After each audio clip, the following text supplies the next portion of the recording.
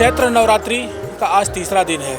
आज हम जिस परिसर में मौजूद हैं वहाँ पर रामकथा का भी तीसरा दिन है। सतना मध्य प्रदेश से आए हुए श्री राम वल्लभाचार्य जी के द्वारा अयोध्या के और अन्य लोगों जगहों से आए हुए राम भक्तों को राम की कथा सुनाई जा रही है और राम की महिमा बताई जा रही है।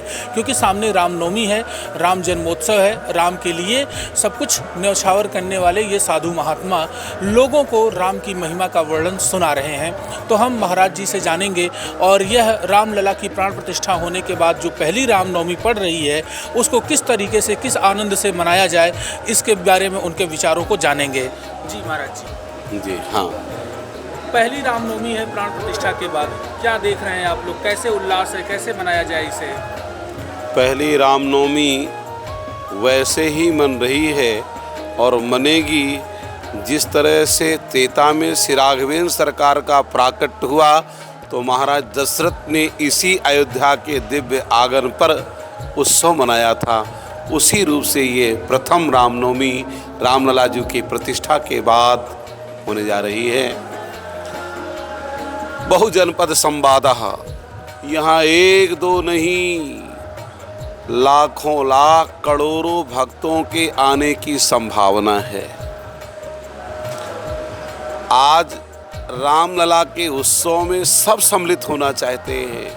हमें तो ऐसा लग रहा है कि सबके रूप में देवता, यक्ष, किन्नर, गंधर्व, चारण सबके सब श्री राम जी का दर्शन करके, रामलला उत्सव का दर्शन करके अपने आप को कृतार्थ होना चाहते हैं, है ना। आप देखिएगा कि रामनवमी के दिन इस अयोध्या धाम की गलियों में चलना मुश्किल पड़ेगा। इतनी जनसंख्या भारतवर्ष और विदेशों से भी आने वाली है। आप सनातन के भक्तों को, सनातनियों को प्राण प्रतिष्ठा के बाद क्या संदेश देना चाहते हैं और हमारा भारत का ये जो सनातन है विश्व में किस स्थान पर पहुंचेगा? सर्वप्रथम तो हम समस्त सनातन धर्मवासियों को, धर्म प्रेमियों को ये कहना चाहेंगे कि जैसे रामलला जी का राम जन्म महोत्सव अयोध्या में मन रहा है, इसी तरह से संपूर्ण विश्व के सनातन धर्म प्रेमी अपने अपने घरों में, अपने अपने मंदिरों में, अपने अपने मोहल्ले पर ये सुंदर उत्सव मनाएं। राम जी महाराज का उत्सव जो करता है तो श्रृण्वन् सुभद्राणि रथांग पाणिर जन्मानि कर्माणि चयानि लोके गीतानि नामानि तदर्थकानि गायल मिरज्जो विचरेद असंगः। तो ठाकुर जी के सुंदर प्रेम की प्राप्ति होती है और उसे दिव्य धाम की प्राप्ति होती है। भक्तों के सारे मनोरथ सिद्ध होते हैं। ये नवमी ये 9 शक्तियों को लेकर के प्रकट होती हैं। विमला, उत्कर्षणी, ज्ञाना, योगा, सत्या, ईशाना, अनुग्रह, निग्रह, क्रिया इत्यादि भगवान की जो 9 शक्तियाँ हैं, इसीलिए भगवान राम नवमी के दिन आ रहे हैं। हम सनातनियों को माथे पर तिलक क्यों लगाना चाहिए? आपने माथे पर तिलक लगाया है, इसका क्या महत्व है? क्या बात है, आपके चैनल का भी नाम तिलक पत्रिका है। तिलक ये ठाकुर जी के चरण चिन्ह हैं। चरण चिन्ह रघुवीर के संतन सदा सहायका। ये ऊर्ध्वपुंड तिलक जो कोई धारण करता है उसकी रक्षा, उसके भोजन की व्यवस्था और उसका सारा योगक्षेम ठाकुर जी करते हैं। देखो भाई, पड़ोस का लड़का भूखा हो तो पड़ोसी भोजन दे देता है, किंतु अपने लड़के को तो बिल्कुल ही भूखा नहीं देखना चाहता है।